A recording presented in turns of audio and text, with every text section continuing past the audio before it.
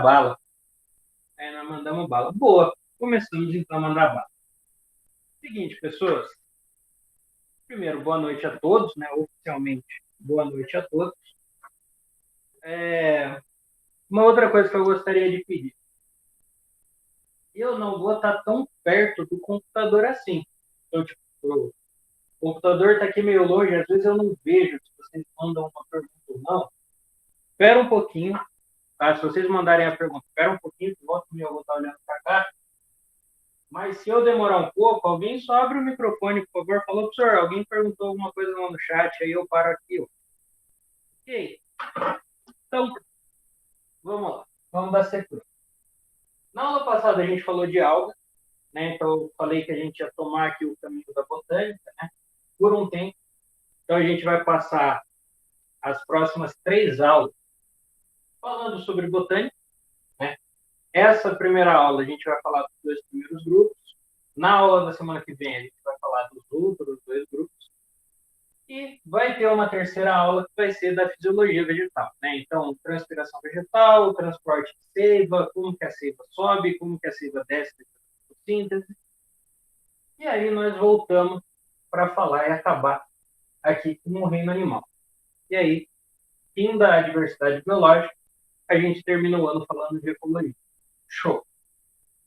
Aula passada, introdução do reino metáfita e alga. Agora a gente vai começar então com os grupos. Então, estamos falando do reino metáfita.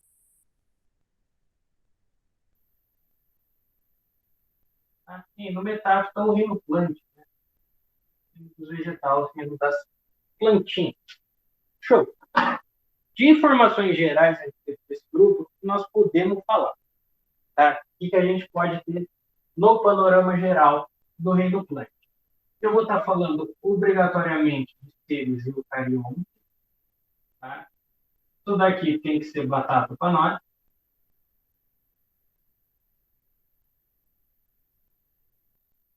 Vamos falar de seres pluricelulares, obrigatoriamente pluricelulares. Tá? Não vai ter nenhum vegetal unicelular.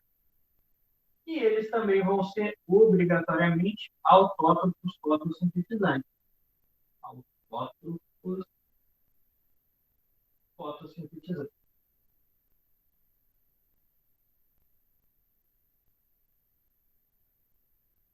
Maravilha. Aqui, então, o nosso panorama geral. É isso que vocês vão ser perguntados? Não, tá nem de perto. Dificilmente uma pergunta vai trazer para vocês classificação do reino. Isso não. Acabou. Isso não cabe mais hoje em dia, em 2020. O que vocês vão ser perguntados a respeito dos vegetais? Quanto à sua classificação biológica? Vocês vão ser perguntados na questão dos grupos. Então, dentro desse reino, eu vou ter basicamente 4 filos, tá? 4 filos de vegetais. Eu vou ter as briófitas,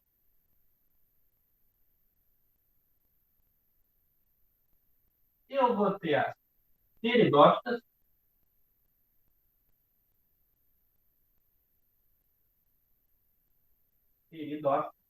eu vou ter as gimnospermas, mais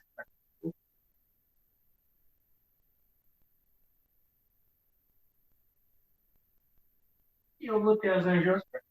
Tá? Esses são os 4 principais filos do meu reino metálico. Beleza. Aqui começa o que vocês vão ser cobrados. Tá?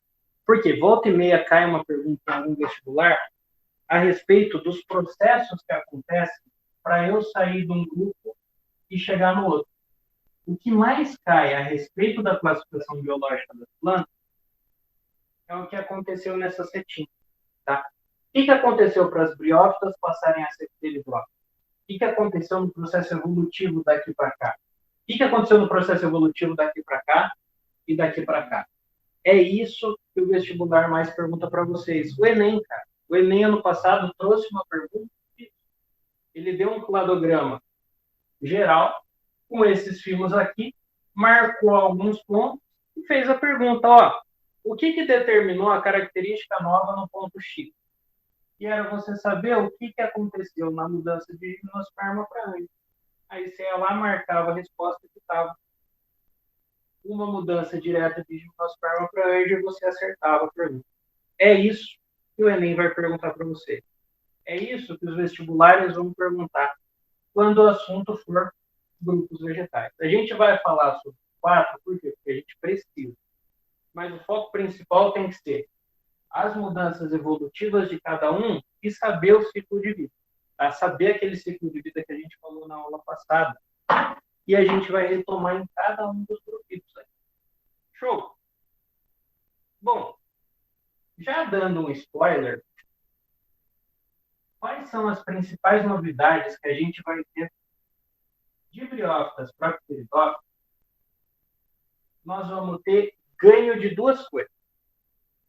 Então, eu vou ter o ganho do sistema vascular. Então, vai surgir o sistema vascular e vão surgir os, vou colocar órgãos, vão surgir os órgãos verdadeiros. Órgãos verdadeiros. Muito bom.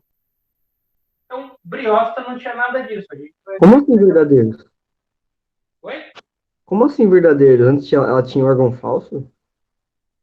A gente vai ver. Não, não eram órgãos completamente desenvolvidos. Segura aí que a gente já vai falar disso. De pteridófita para gimnosperma, surgiram as sementes.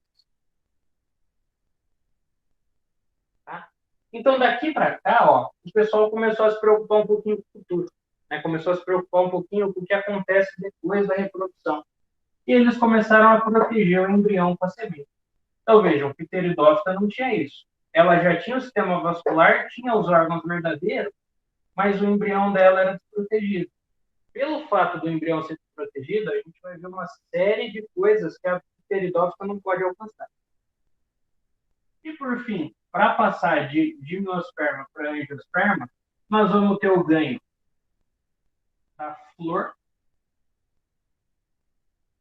e o ganho do fruto. Ou seja, a gimnosperma pensou pra caralho no seu futuro e protegeu duas vezes o seu embrião. Então, o embrião vai estar revestido pela semente e revestido pelo fruto. Além do mais, ela vai ter um órgãozinho aqui novo, justamente para facilitar o quê? Para facilitar a sua reprodução. A gente vai ver que angiosperma tem em todo lugar. Você tem angiosperma pra caralho e basicamente no mundo inteiro. Por quê? Porque isso vai te ajudar. Na aula de angiosperma, a gente vai perder um tempo para falar de flor, porque é um mecanismo importantíssimo que a angiosperma conseguiu desenvolver. No final da nossa aula da semana que vem, eu vou colocar isso daqui de novo para você, e aí a gente vai colocar esse mapa mental mais completo possível.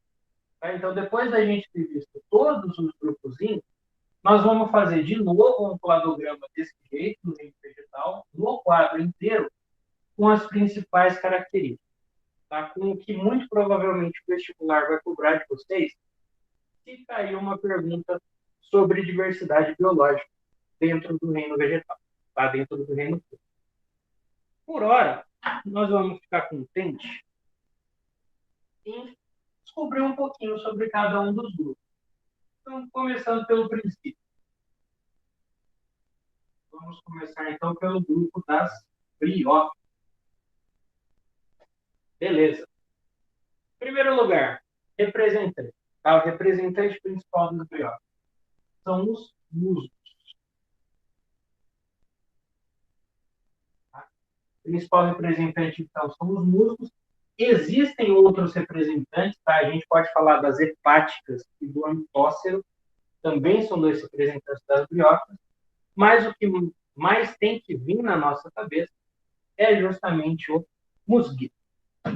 Bom, panorama geral dentro de briófita, que a gente vai... Eu vou ter o grupo de vegetais mais simples, tá? Então, são os vegetais mais simples que a gente encontra. Vegetais mais simples. Vou contar um segredo para vocês. Isso daqui está beirando não ser mais vegetal. Tá? Isso daqui está beirando não estar mais inserido no reino metálico. Está beirando voltar a ser um acúmulo de algas. É muito simples e não tem praticamente nada. Nada. Beleza. Como que eu vou classificar um embrião? Vamos nesses pontos aqui. Ó.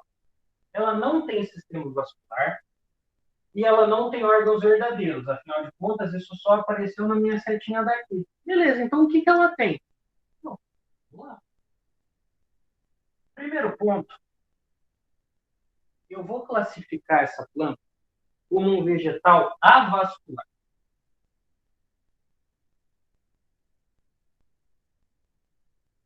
Tá?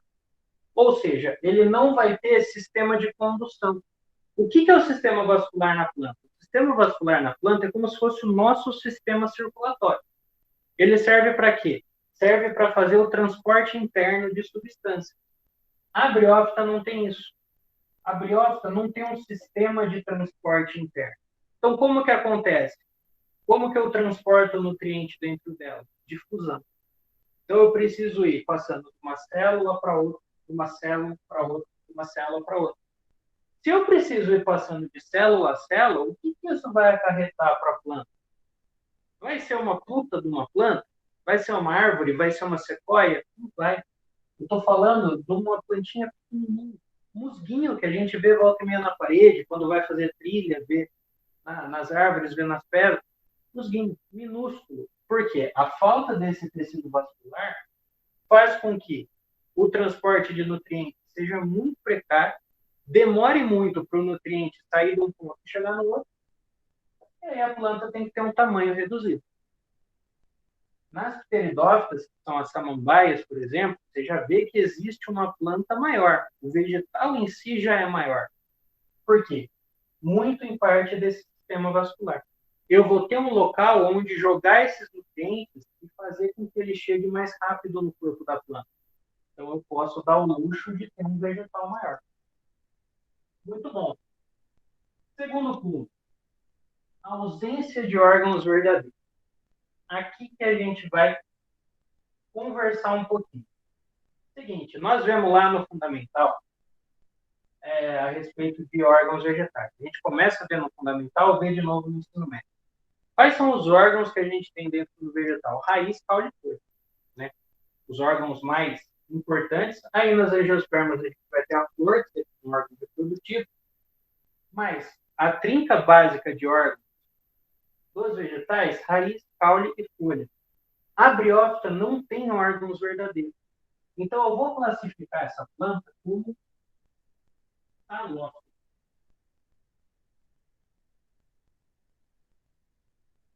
Tá? Então, escrevam aí no caderno de vocês. Uma planta halófita é uma planta que não tem órgãos verdadeiros. Ela não vai ter raiz, caule nem folha. No lugar disso, no lugar da raiz, ela vai ter uma estrutura primitiva que a gente chama de rizoide. Rizoide. Tá? É um estágio anterior da raiz. Não é uma raiz como a ciência julga correta. Então, é o começo do desenvolvimento de uma raiz, mas nós ainda não vamos ter os tecidos agrupados da maneira correta, nós ainda não vamos ter o desenvolvimento total das estruturas, então é uma raiz primitiva. No lugar do caule, vai acontecer a mesma coisa. Eu não vou ter o desenvolvimento de um caule completo. Muito pelo contrário, nas biófitas eu vou ter um cauloide. Mesma coisa, é um caule primitivo. Tá? Um caule que não tem os tecidos formados por completo, não tem a estrutura caulinar que a gente está acostumado. E, muito obviamente, ela não vai ter a folha também. No lugar da folha, eu vou ter uma estrutura que chama filóide. Ok? Então, tá aí. A ausência de órgãos verdadeiros implica nessas três estruturas. Tá? Eu vou ter uma raiz subdesenvolvida, um caule subdesenvolvido e uma folha subdesenvolvida. o que também acarreta na simplicidade do vegetal. Então, além dele não ter mecanismo de circulação interno, ele não vai ter os órgãos estruturados da maneira convencional. Então, tudo isso contribui para a simplicidade. Se vocês pararem para analisar um pouquinho, ó, como que eu coloquei aqui? Ah, nossa. Lembra da aula passada? As algas pluricelulares, como que a gente chamava o corpo de uma alga pluricelular? Talo. Então, olha só, uma planta talófita é a que não tem raiz verdadeira, caule verdadeiro, folha verdadeira. Então, está mais para uma alga do que para um vegetal. Para vocês verem o nível de simplicidade daquilo que eu estou falando. Tranquilidade? Muito bom.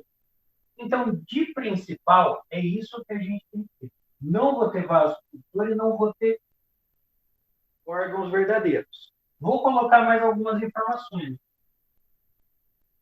Sempre que eu estou analisando um vegetal, sempre que eu estou analisando uma planta, a gente precisa entender que aquele ciclo que nós vimos na aula passada, tá? O ciclo com alternância de gerações, o ciclo diplobionte, eu vou ter sempre dois estágios da planta, não é? Eu vou ter um estágio que produz o esporo e eu vou ter um estágio que produz o gameto. Beleza. Então, eu vou ter um gametófito e eu vou ter um esporófito. Qual que é a grande jogada aqui?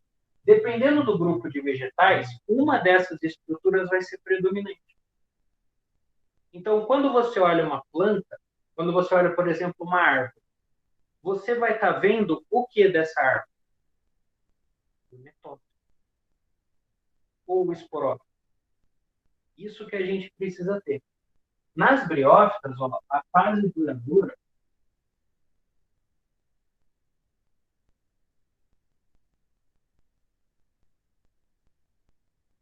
é o gametófito.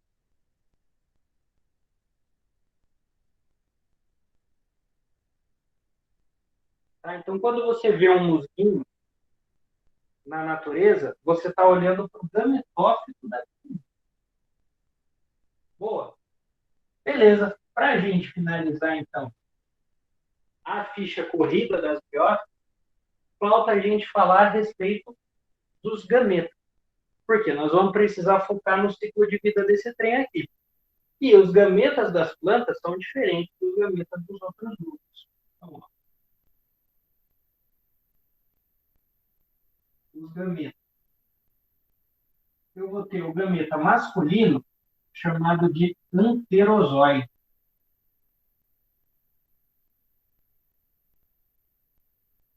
Tá? Então, o anterozóide vai ser aqui o meu gameta masculino. Eu sempre confundo o símbolo, acho que esse aqui é o símbolo. E o gameta feminino vai chamar oosfera. Com dois O mesmo. Oosfera. Aqui eu vou ter o meu gameta feminino. Maravilha. Maravilha, maravilha, maravilha.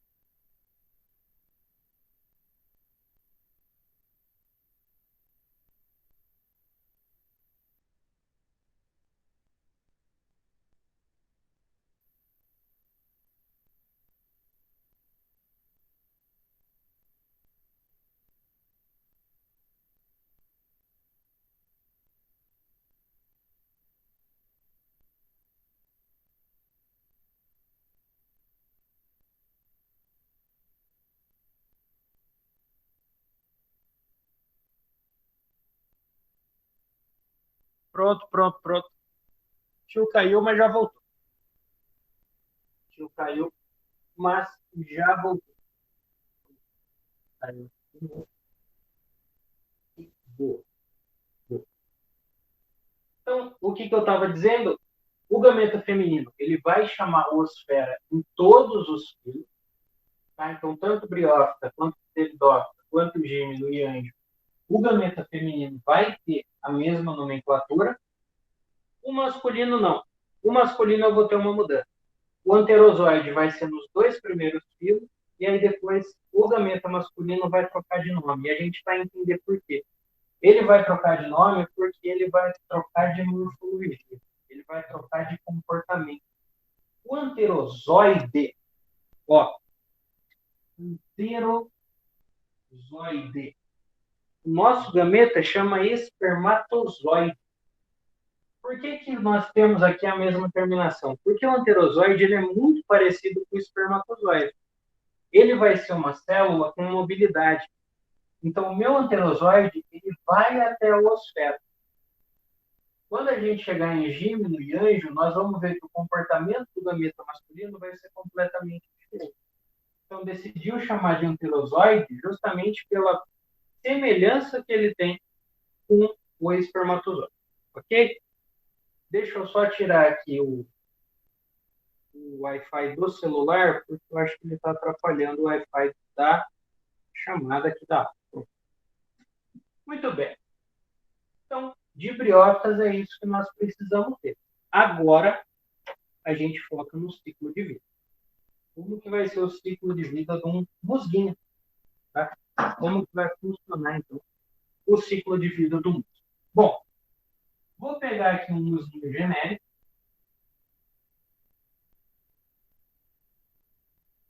Tá? Vou pegar aqui um musguinho bem genérico, tá? Um musguinho qualquer. Tá? Com o seu rizoide aqui embaixo, com o seu pauloide aqui no meio, com as suas folhinhas também falsas na parte de cima. E aí, vejam só. Acabei de falar para vocês, a fase duradoura é o gametófito. Então, quando eu olho o musgo, eu vou colocar aqui o G de gametófito. Beleza. Vai chegar um momento que, nesse musguinho, vai surgir uma estruturazinha, vai surgir uma haste aqui, ó. E na ponta dessa haste, nós vamos ter uma cápsulazinha. Bem, se a fase duradoura é o gametófito, essa minha hastezinha vai ser o esporófito. Então, um E de esporófito. Maravilha. Vejam só, o que é o esporófito? É a estrutura que libera esporos. Então, sempre que subir a hastezinha, a minha caliptrazinha, eu vou ter a liberação de esporos. Tá? Então, ela vai liberar os esporos na natureza. Beleza. Aqui, então, eu vou ter esporos. Show de bola. Liberação dos esporos. Maravilha. O que vai acontecer com esses esporos? Bom, esses esporos, o esporo ele é uma célula de resistência, ok?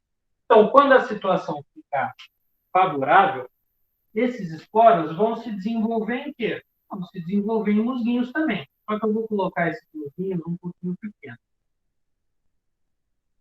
Tá? Então, musguinhos jovens aqui, um musguinho, outro musguinho. Maravilha, maravilha, maravilha, maravilha. Esses musguinhos jovens, eu vou colocar aqui um como sendo masculino, tá? Um masculino, outro feminino. Show de bola. Show de bola, show de bola, show de bola. Vem cá, qual que é a estrutura do musgo? A estrutura do musgo é o gametófito, não é? É o gametófito. Então, o que vai acontecer aqui? Esse meu musguinho masculino, ele vai produzir o anterozoide. Então, ó, ele vai produzir os anterozoides aqui. Ele vai liberar os gametos. Afinal de contas, é o gametófito. Então, ó, o esporófito libera esporo, o gametófito libera gameto. E Esse anterozoide, ele vai até a planta feminina, até o musgo feminino, porque nele vai estar quem? Vai estar a oosfera. Show de bola. No momento que o anterozoide fecunda, chega na oosfera e você tem a fecundação, o que vai sobrar? Depois que você tem a fecundação, então, gameta masculino fecunda o gameta feminino, a gente vai ter o surgimento do quê? A volta desse estágio. Tá? Eu vou ter a fecundação, e da fecundação vai sair um novo vegetal. Fecundação, então o anterozoide cai na osfera. Essa plantinha aqui vai sofrer o processo de fecundação, vai formar um embrião, e aí esse embrião vai se desenvolver num novo musgo. Esse novo musgo vai para os esporos, que vão gerar esses jovens, que vão fecundar e vai gerar um musgo. Okay? Só um detalhe. Depois dos esporos, esses meus dois musguinhos, eles vão receber um nome específico. Beleza? E aqui a gente começa a ter nome demais para guardar. Por quê? O musgo que é desenvolvido direto do esporo, ele vai receber o nome, gente, de protonema.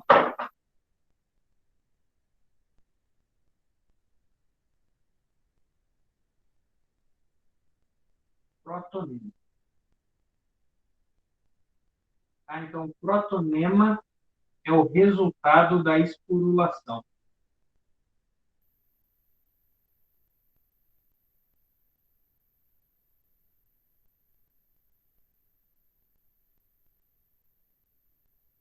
Bom, então, vai ser sempre assim. Musgo, esporos, protonema, fecundação, musgo de... Simples, não é? Simples. A gente não tem muito o que se preocupar com o ciclo agora. Afinal, eu estou falando de um vegetal bem banalzão. Falando de um vegetal que não tem nada demais. Maravilha. Existe agora um último ponto que a gente precisa tocar. E aqui talvez seja o ponto mais importante de todo o ciclo de vida desse trem. Por quê? Beleza, professor, o ciclo parece bonitinho, show de bola, mas esse ciclo só vai acontecer na presença de um coisa. Esse ciclo depende de algo para acontecer. Sabe do quê? Água. Esse ciclo só funciona se tiver água no meio. Tá? Então, das briófitas, a gente precisa marcar e não esquecer, em hipótese alguma, que o ciclo de vida dela depende da água. Como que ele vai depender da água? A planta soltou o esporo, o musgo soltou o esporo transformou nos protonemas. Maravilha, show de bola. Para o anterozoide sair desse musgo, do musgo macho, e chegar no musgo fêmea, ele precisa de um meio aquático. A água que vai fazer esse transporte. Por quê? Bom, por eles serem vegetais, não tem ato reprodutivo nenhum. Né? E eles não têm estruturas para mandar o gameta de uma planta para outra. Né? Ó, não tem nem órgão verdadeiro, você acha que vai ter estrutura para mandar um anterozoide para lá? Não vai. Então, eles dependem da água, porque se você não tiver no meio úmido, não tem o que transportar o anterozoide do musgo macho para o musgo. Tá? Então, é aqui que a água vai ter o seu papel fundamental. Por isso que a gente só vê musgo em região úmida. Por isso que a gente só vê musgo, e vê musgo pra caralho na cidade, quando tá chovendo direto. Quando tá chovendo direto, a gente vê musgo até não poder mais, cara. Por quê? Em um ambiente muito úmido, tá favorecendo o quê? Tá favorecendo a reprodução. Se não tiver água, eu vou ter o desenvolvimento dos dois protonemas, beleza, só que não vai ter fecundação de um com o outro, porque não vai ter nada para levar o anterozoide daqui. Tá? Okay? Professor, Oi. O que vai levar o esporo, então, é a umidade do ar? Não. O esporo, ele fica livre no ar porque ele é uma célula muito leve. Então, o esporo não tem problema. Agora, a água vai levar o anterozoide, que é o gameta da planta masculina para a planta feminina. Tá? O esporo fica solto no ar. No momento que chove, esse esporo encontra uma situação boa, se desenvolve no protonema, começa a liberar na água mesmo os seus gametas, e esses gametas eventualmente encontram o outro músculo. E aí acontece a fecundação. Tá? Então eles vão depender da água nesse sentido. E aqui, essa dependência da água, a gente pode colocar até pontos de exclamação, porque aqui é um ponto-chave da evolução de plantas. Nós vamos ver que as plantas vão se tornando mais evoluídas também, conforme elas vão deixando de depender da água. Conforme elas vão deixando de depender da água para o ciclo de vida, elas vão se tornando mais evoluídas. O musgo depende demais, por isso que ele é tão simples assim. Beleza? Então, batam um print aí da lousa, né?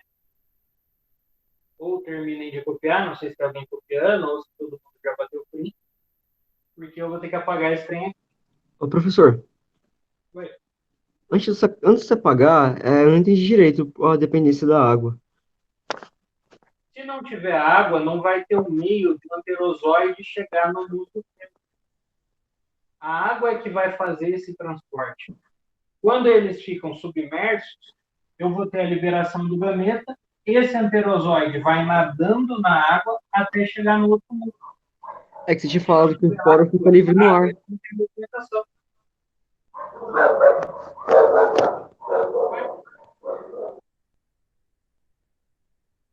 João? Oi, desculpa, senhor, desliguei aqui porque o cachorro tá latindo. É que você falou que o esporo fica livre no ar. Mas o esporo só vai gerar o protonema. Se você não tiver fecundação, você não termina o ciclo. Eu vou ter duas plantas aqui, só que essas duas plantas não vão se reproduzir em momento nenhum. Elas vão ficar vivas por um tempo até que elas vão morrer. Elas não vão se reproduzir e continuar a espécie. Sem a água, então, o protonema não gera descendentes férteis. Sem água, os dois protonemas não vão fazer a fecundação. E se não tiver a fecundação, não vai gerar um novo músculo. Eles vão continuar vivos, beleza, mas em algum momento eles vão morrer e não vão deixar descendente nenhum. Precisa da água para Ok, isso. valeu. A água vai ser o Uber do enterozoide para ele chegar na osfera. O Uber. Beleza? Pode apagar? Pode, senhor, valeu. Pode apagar, pode apagar, pode apagar.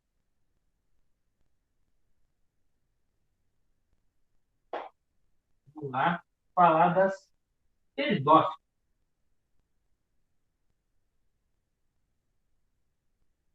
Vamos lá falar das pteridófitas agora.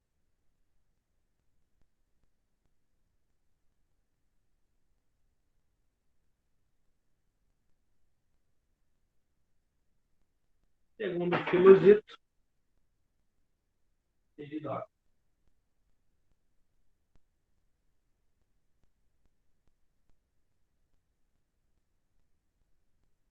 Pteridófita. Como representante principal das pteridófitas, nós vamos ter a samambaia.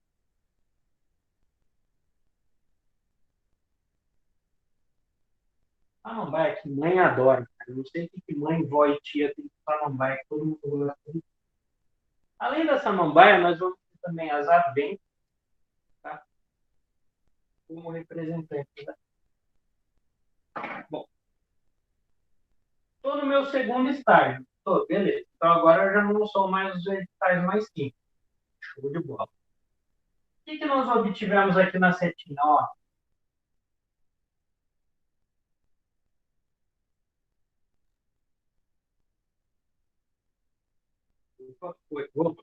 as pteridófitas, elas vão ser classificadas como vasculares.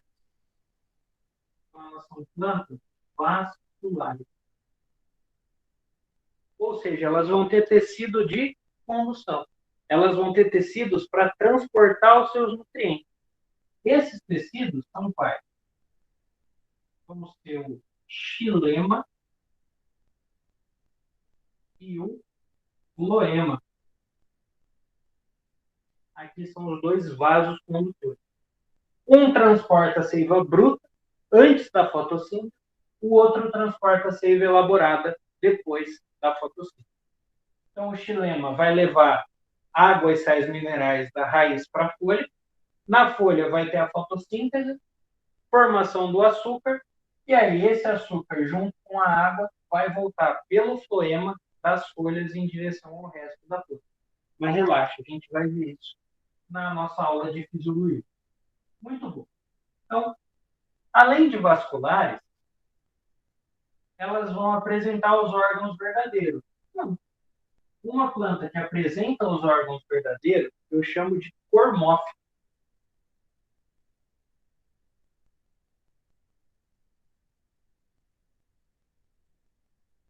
Então, cormófitas são as plantas que apresentam os seus 3 órgãos verdadeiros. Ou seja, aqui eu vou ter raiz, eu vou ter caule e eu vou ter folha verdadeira. Tá? Agora, de fato, uma estrutura completa de raiz, uma estrutura completa de caule, uma estrutura completa. Beleza? Muito bom. O que a gente ainda pode citar daqui? Eu vou ter como fase duradoura, ou seja, então quando eu olho para a samambaia da minha mãe, quando eu olho para a samambaia da minha tia, o que eu vou estar vendo lá? Como fase duradoura, eu vou estar vendo o esporófito.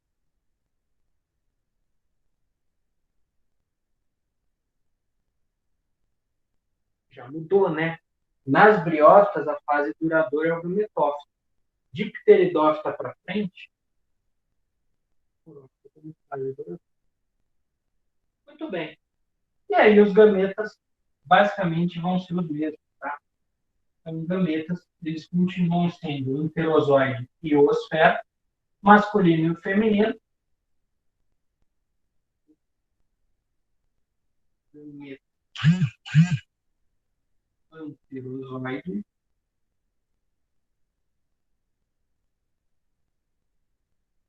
e o osfera.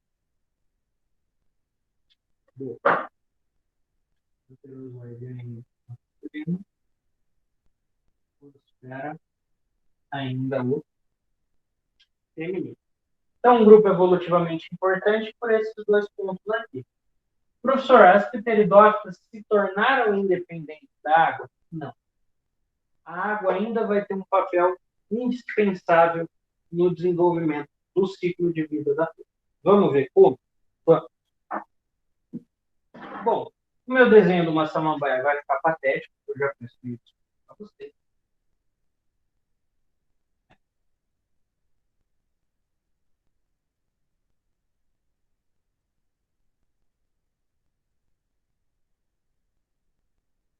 Muito bem, então aqui nós vamos ter a samambaiazinha.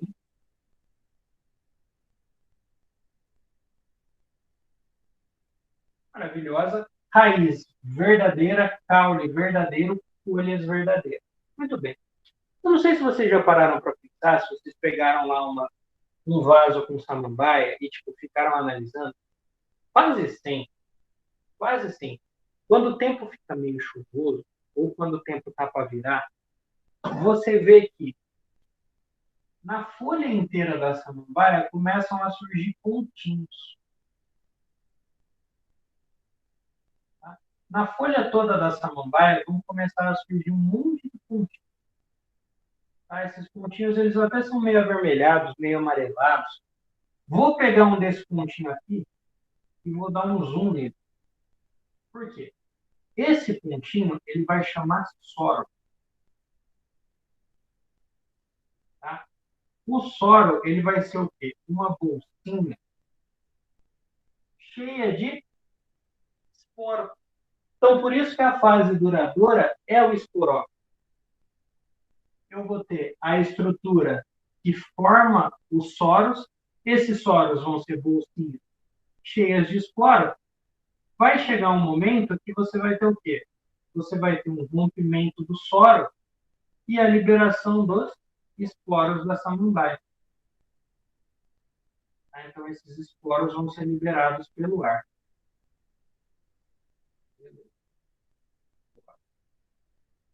Show de bola. Então, aí você vai ter a liberação dos esporos. Maravilha. Como resultado aqui, esses esporos eles vão germinar, não é? Não. Só que na hora que eles germinam, eles vão formar uma estruturazinha muito bonitinha que parece um coração. Tá? Uma estruturazinha que parece um coração vai receber o nome de prótalo. Beleza? Então deixa eu colocar aqui embaixo. Prótalo.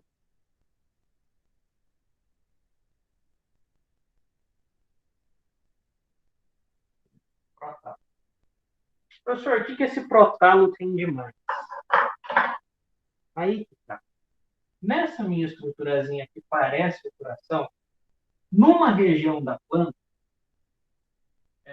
numa região do prótalo, eu vou ter o início do desenvolvimento de gametas femininos. Então, aqui em cima do prótalo é uma região que o pessoal chama de arquêntero. Beleza? Por que ele chama de arquêntero? É porque no arquêntero que ficam as zoosferas. Então, olha só, estou produzindo gameta feminino aqui em cima. Beleza. Embaixo, na região mais abaixo do prótalo, eu vou ter a produção do gameta masculino. Então, aqui eu vou ter a produção de anterozóide.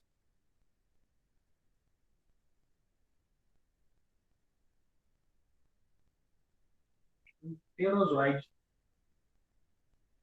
Bem, vejam só. Coloquei aqui para vocês que a fase duradoura é o esporófito, não é? Beleza. O esporófito produz esporos. O gametófito produz gametas. Onde eu estou tendo a produção de gameta? No prótalo. Então, o meu prótalo na pteriófita vai ser o gametófito da planta.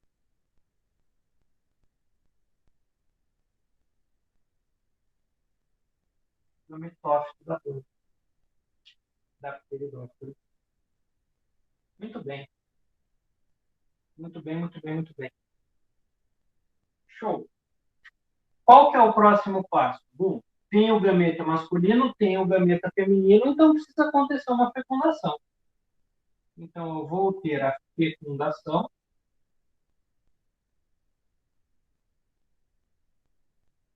E dessa fecundação, o que vai acontecer? Eu vou gerar uma outra estrutura. Tá? É bom, anterozóide encontrou a esfera, misturou lá, e aí no próprio prótalo, eu vou começar a ter o desenvolvimento de uma samambaia nova. Então, aquele meu protalinho, nele vai começar a surgir a minha samambaiazinha. Vou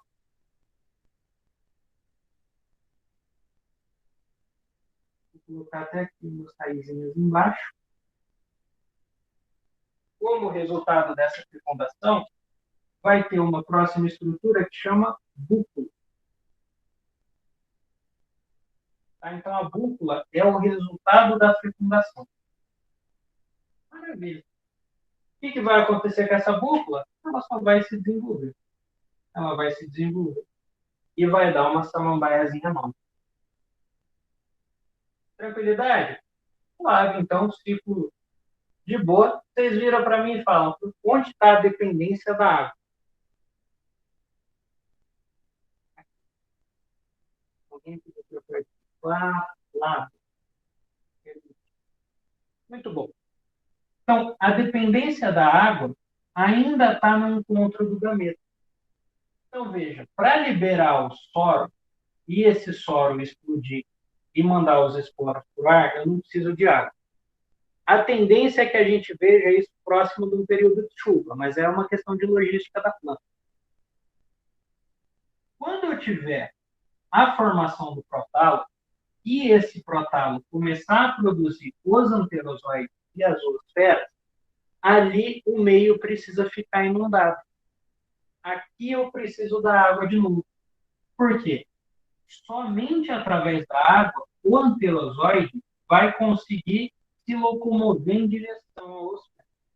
Então aqui eu ainda sou dependente da água. Tá? Se não tiver água, o meu protalo gera os gametas, só que não tem nada para fazer com que esses gametas se encontrem. Não tem nada para levar os anterozoides de um ponto a outro. Tá? Então aqui a gente explica também a dependência da água que essa pteridona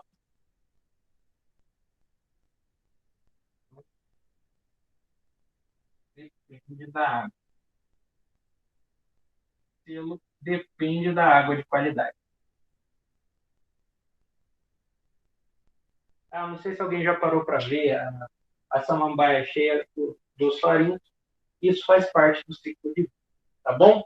Então, samambaia libera os soros, esse soro explode, manda os esporos para o ar, esses esporos germinam no protalo, o protalo começa a produzir gametas, tanto masculino quanto feminino, aí eu preciso da água para fazer o quê? Para levar os gametas masculinos em direção aos gametas femininos, poder ter a fecundação, formar a búculazinha, e aí a búculazinha volta para o estágio da samambaia. Tá? Daí o ciclo de vida das pteridófitas em geral. Perfeito? Show de bola. O último ponto que a gente precisa marcar, tá? Que a gente precisa ter cuidado, é o seguinte. Nós tratamos o ciclo de vida nessa fase do protalo de uma maneira muito simples. Agora, a mesma estrutura, o mesmo protalo, vai ter os dois gametas. Vai. Mas a ideia não é que esse anterozoide fecunde essa oosfera. Tá bom? Porque eles vieram do mesmo esporo. Então, a ideia é que você tem várias samambaias, uma perto da outra, cada uma forme o seu protalo, e aí, no momento que a água entra, ela leva o anterozoide desse protalo para um outro protalo. Porque aí eu vou ter essa samambaia fecundando outra. Okay? Se o anterozoide dessa fecundasse a oosfera dela mesmo, o resultado seria um clone. E a tendência é que eu tenha variabilidade genética. Então, a água vai levar o anterozoide desse protalo para um outro protalo. Tá? Para um protalo que vier de uma outra planta. Isso é até um dos motivos que explica o fato da oosfera ser produzida em si. Cara, a natureza é uma parada maravilhosa. Uma parada que beira ser bizarro, só que é muito maravilhoso às vezes. Alguém consegue dizer para mim por que a oosfera precisa ser produzida em cima e o anterozoide embaixo? Alguém consegue dizer para mim? Se alguém Porque um vai fecundar o outro? Olha, oi? Porque um vai fecundar o outro? Sim, para evitar isso. Mas, como? Como? Se o anterozoide estivesse em cima, ia ser muito mais fácil, né? Era só ele cair. E cair é muito fácil, porque a gravidade puxa. Então, se eu tivesse uma produção de anterozoide em cima e oosfera embaixo, ia acontecer autofecundação numa taxa muito grande. Porque os anterozoides eles iam simplesmente cair daqui para cá e fecundam. Como os anterozoides estão aqui embaixo, não tem como eles subirem, porque subir é contra a gravidade. Mesmo com a água, mesmo com a água. Tá? Então, ele precisa estar embaixo. O anterozoide precisa ser produzido na região mais baixa para não ter como ele cair no show, né? Puta, a natureza é uma parada maravilhosa. Então, batam aí o print, terminem de copiar, enquanto eu termino aqui de beber.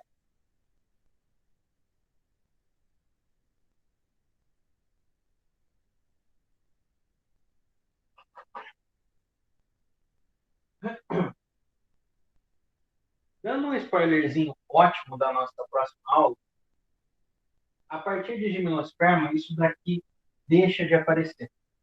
Tá? A dependência da água já não vai mais ser presente. Por isso que nós conseguimos ver gimnosperma livres de ambiente onde exista muita água. Tá? Por isso que a gente consegue ver florestas de gimnosperma. Nós não vemos floresta de samambaia. Tá? Nós não vemos floresta de pteridófilo. A gente não vê floresta de musgo. Porque eles precisam estar numa região muito específica, onde tem uma umidade muito específica para conseguir que o ciclo deles vá para frente. A partir daqui, outros fatores vão ajudar na reprodução. Outros fatores que não a água. Isso facilitou demais. Por exemplo, nas gimnospermas, a gente vai ter o vento ajudando na reprodução. E na superfície é mais fácil a gente ter o quê? Vento ou água. Vento. Então, se elas precisam do vento para se reproduzir, e as correntes de vento estão presentes na superfície como um todo, elas vão estar presentes na superfície como um todo também. Elas não vão ficar mais restritas a lugares úmidos. Porque agora a água já não vai mais precisar levar um pterozoide até o osteto. E a gente vai ver que aqui também nós vamos ter mudança. Então, não vai mais ser anterozoide ou osteto. Vão ser outras estruturas. Na verdade, vai ser outra estrutura dessa. Beleza? Pessoas, agora eu preciso dar 2 biscoitos para vocês, que na verdade são 2 palavras-chave. Lembra que eu venho comentando com vocês já faz um tempo? Agora, nessa nossa época de reta final, a gente precisa meio que focar em determinadas coisas. E quase todos os conteúdos, eles têm uma palavra-chave, que é aquela palavra onde você bate o olho no enunciado e já tem que direcionar você para o que aquele enunciado está falando. A gente usou isso bastante para falar de doença, né? Quando a gente mencionou das protozooses, eu falei para vocês, ó, cada doença vai ter uma palavra-chave. Então, se estiver falando de, sei lá, cachorro, gato, espinhose, se estiver falando de caramujo, né, beleza. Dentro do reino vegetal, nós vamos ter algumas palavras-chave também. Nas pteridófitas, a gente tem 2. Soro. Só existe essa estrutura em pteridófitos. Então, se a gente lê um exercício e vê essa palavra, você já tem que saber do que eu estou falando. Estou falando do esporófito das pteridófitas. E a outra palavra-chave é prótalo.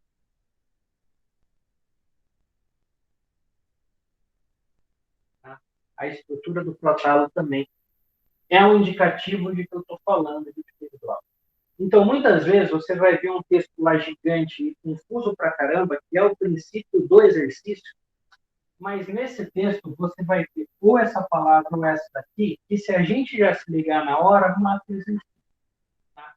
Mata o exercício, que a gente ia ter que ficar pensando 2 minutos e pouquinho até lembrar isso, até ir buscar isso na cabeça. Sabendo as palavras-chave, a gente mata ele em 20 minutos. A gente tem um baita de um tempo. Tá? Então, sempre que surgirem essas 2 palavras, eu estou falando de quem? Pteridófito. Se vocês quiserem marcar aí nas briófitas, tem palavra-chave? Tem algum. O fato delas serem avasculares é uma baita indicativo, porque somente elas são. O fato de não ter os órgãos verdadeiros também é uma outra palavra-chave, né? O fato delas ser talófitas. E no ciclo de vida delas, a palavra-chave é protonema. Tá? Então, voltem aí nas anotações de vocês e marquem lá avasculares, talófitas, no caso das briófitas, e vão no ciclo de vida, marca o protonema. Volta e meia, o vestibular vai colocar para vocês uma foto, uma figura do ciclo de vida acontecendo. E ao invés da gente precisar ficar, analisando aquele ciclo de vida para ver o que está acontecendo, para tentar descobrir do que eu estou falando, se nesse ciclo de vida tiver alguma dessas estruturas, a gente sabe. Então, sempre agora que a gente pegar um exercício, um esquema, bater o olho e ver isso daqui, matou o ciclo de vida de uma samambaia. Ver uma estrutura como essa, ver a foto da folha cheia de bolinha, você já vai lá e marca. Você vai direto no soro, marca lá a alternativa, vocês vão ver que vocês vão acertar. Beleza? Beleza, beleza? Vamos atacar aqui, então, a nossa lista. Vamos atacar a lista de hoje. Vai ser só essas duas aulas, senhor? Sim. Aí, na aula que vem, a gente manda as outras duas. Gimnospermas e anjo. Gêmeo e anjo. Deixa eu só fazer aqui um ajuste para agora pegar a tela do computador. Então, isso daqui já pode cancelar. Isso daqui já pode cancelar e vamos para a nossa listinha. Vocês vão ver também a listinha bem simples, não tinha uma quantidade absurda de exercícios, porque não precisa ter. Nós estamos falando ainda de uma parte pouco explorada. Uma parte que passou a ser pouco explorada, não passou a ser tão incidente assim. Nós vamos encontrar uma incidência muito maior nos dois próximos grupos, tá? Tanto que foi onde tinha o exercício do Enem ano passado. O exercíciozinho do Enem ano passado era de gimnospermas e anjo. Bom.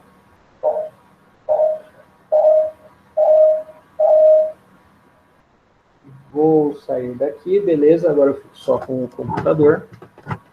E vamos que vamos. Vamos descer a marreta aqui na nossa lista de exercícios. Deixa eu pegar ela aqui.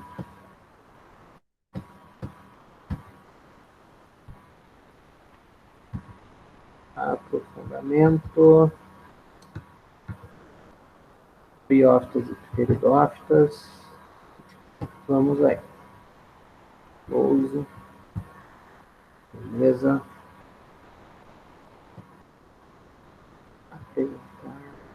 Tela inteira. O pessoal geralmente ele tende a não gostar muito de botânica porque tem muito nome. E eu não julgo isso também, porque de fato botânica tem nome pra caramba. Cara. E aí isso acaba meio que tirando o aluno do feeling de estudar isso daqui, porque ele fala, eu não vou conseguir decorar todos esses nomes. Um dos motivos de até ser bom, né, o fato de não ser mais tão comprado assim. Vamos lá. Primeira, então, da USE. As plantas, assim como todos os demais seres vivos, possuem ancestrais aquáticos, aquela história das algas que a gente estava falando. E desta forma, sua história evolutiva encontra-se relacionada à ocupação progressiva do ambiente terrestre. Exatamente isso que a gente vai ver no final de tudo. Tá? Depois que a gente terminar a nossa teoria da aula que vem, nós vamos ter acabado de contar a história de como os vegetais dominaram o ambiente terrestre. E nós vamos ver também, ainda mais para frente, que existem muitas semelhanças com o que aconteceu com os animais.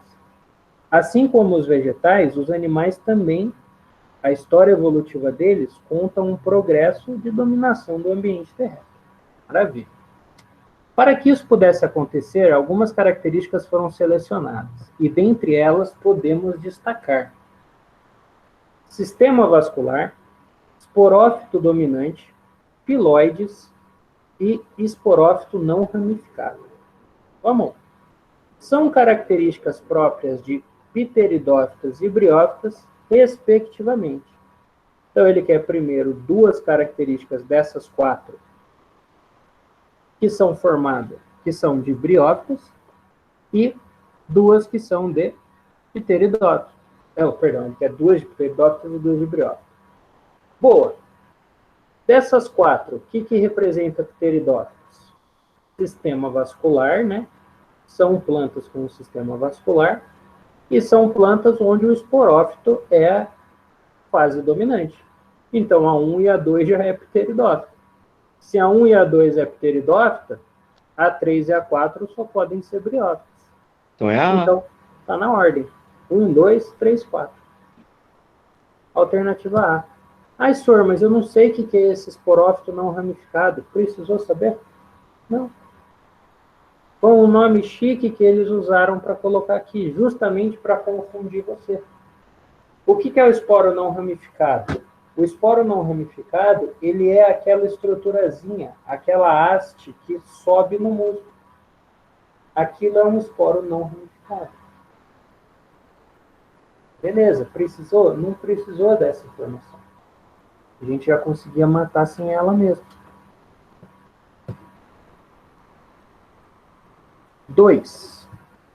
Espera aí que eu preciso voltar para ver se ninguém mandou nada. Não, boa. 2. Percorrendo uma trilha em uma floresta úmida do sul do Brasil, um estudante encontrou 2 plantas pequenas crescendo sobre uma rocha. Observando-as, concluiu que se tratava de um musgo, uma briófita, e de uma samambaia, pteridófita.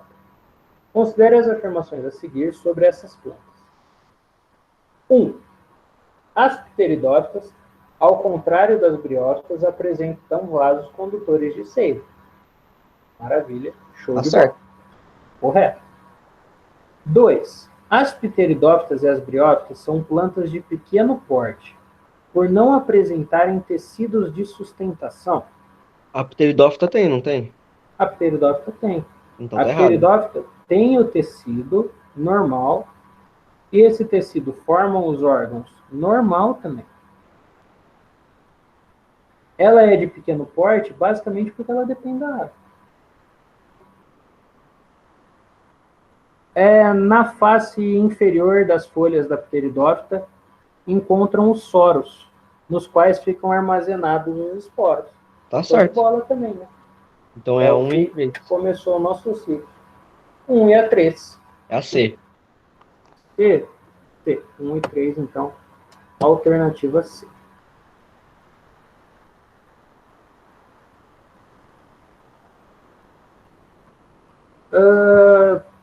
Próximo. FUVEST. Essa daqui eu fui meio maldoso nela. Eu coloquei de propósito. Por quê? A gente não responde essa pergunta com a aula de hoje, mas a gente responde essa pergunta com a aula de terça passada. Olha só. Qual o produto meiótico do ciclo de vida de uma samambaia? Aí você olha para mim e fala assim, fudeu. Esporo, né? Sim. Mas assim, você vira e fala, caralho, professor, você não falou nada disso. Na terça-feira passada, a gente deu uma introdução do ciclo de vida. O ciclo de vida de todos os vegetais, ele vai ser daquele jeito que a gente mencionou na semana passada. E eu coloquei para vocês uma informação que o ciclo de vida do reino vegetal, ele é chamado de meiose espórica. Então, o produto da meiose do ciclo, não só da samambaia, mas de qualquer vegetal, é um esporo. Tá? O produto da meiose de todo o ciclo de vida do reino plântico vai ser um esporo. Tá? Diferente do nosso, por exemplo. Então, peraí, esporo, letra D. Qual que é o produto meiótico do ciclo de vida do ser humano? Vou pegar o meu caso. É o meu espermatozoide. No caso das mulheres, é o óvulo. Então, o produto da meiose, para mim, me dá o gameta. Então, se a gente parar para analisar, eu sou o quê? Eu sou um gametófito. Eu sou uma estrutura que produz gameta. Nós não temos estágio de esporo. Os animais não têm esse estágio. As plantas têm. Então, peraí. Da onde que esse esporo vai surgir? Sempre da meiose. Sempre. Da meiose vai surgir o esporo da planta.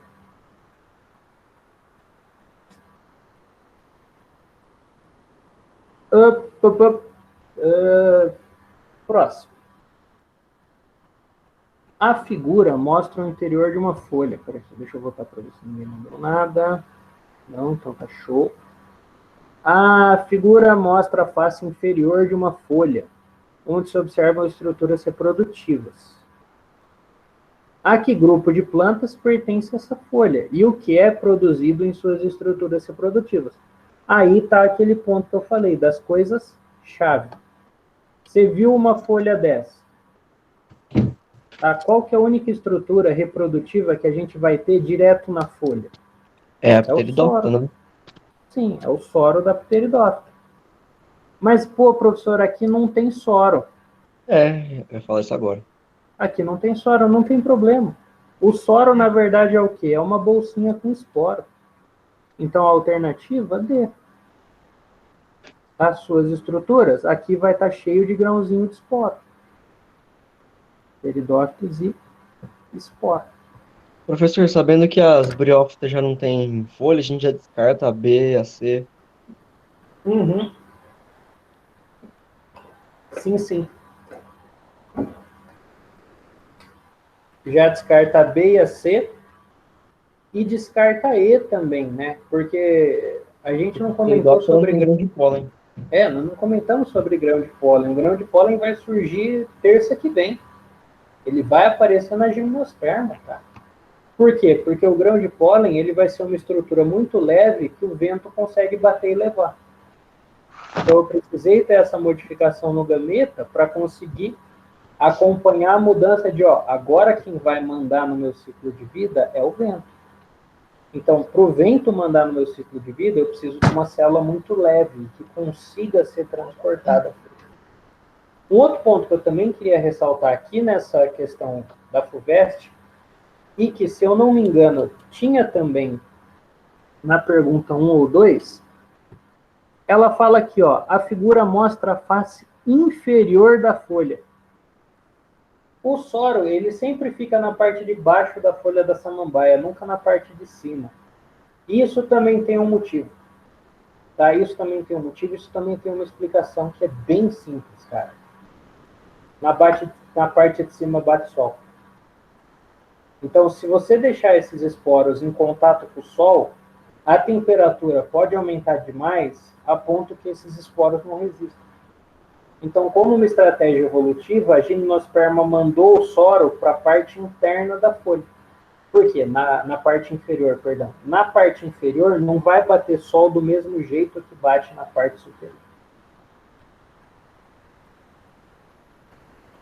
Último, mas não menos importante, da Unifesp. No ciclo de vida de uma samambaia, há duas fases. E aí a gente vai analisar o que ele está falando. Ambas multicelulares, o esporófito haploide e o gametófito diploide. Ambas multicelulares, o esporófito diploide e o gametófito haploide. Ambas unicelulares, esporófito diploide e gametófito haploide. O esporófito multicelular diploide e o gametófito unicelular haploide. O esporófito unicelular haploide e o gametófito multicelular diploide. Aí você vira e fala, professor, você está me tirando um pouco, né? Não tô, cara. Do que eu tô falando? Estou falando de um indivíduo vegetal. Então, Katsu, eu não vou ter estrutura unicelular. Hipótese nenhuma. Não estou falando de indivíduo unicelular mais. Então, não pode aparecer uma alternativa dessa. Vamos lá. Ambas são multicelulares. O esporófito ele é haploide e o gametófito é diploide. Vejam só. Se a gente acabou de falar, numa pergunta lá em cima, que o resultado da meiose é o esporo, lembra o que acontece na meiose? Na meiose, você corta o DNA no meio. Beleza, senhor, na meiose eu corto o DNA no meio. E como que chama a célula que tem metade da carga de cromossomos? Haploide. Então, peraí, se o meu resultado da meiose é a célula que tem a classificação como haploide, e nos vegetais o resultado da meiose é o esporo, o meu esporo é haploide. Exato. Então, nós vamos aqui no na alternativa que indica que o meu esporófito ele seja haploide, que já é a alternativa A. Ambas multicelulares, não existe fase unicelular em aspecto algum. O esporófito ele é haploide, beleza, show de bola. E o gametófito é diploide. Professor, o que é haploide? É que tem metade da carga genética. Ah, tá. O gametófito é diploide por quê, pessoas? Porque no gametófito da samambaia, no protalo, eu já vou ter o quê? Os dois gametos. Eu já vou ter tanto o anterozoide quanto o esfera. Então ele é diploide.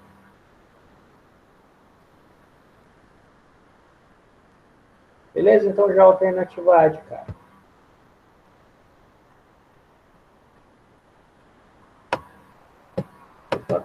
Vou marcar aqui a alternativa A.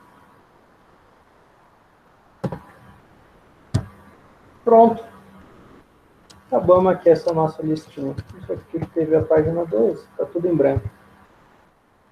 Mas suave. Aí terça-feira que vem a gente termina os outros dois grupos de planta e aí nós vamos começar um negocinho que vai vir nome, hein, povo? Gimnosperma e angiosperma tem nome pra caceta. Beleza? Bom restinho de semana para vocês, um bom final de semana. A gente se vê na terça-feira que vem. Um beijo a todos. Bom, tchau, tchau. Boa noite, boa noite, boa noite, boa noite.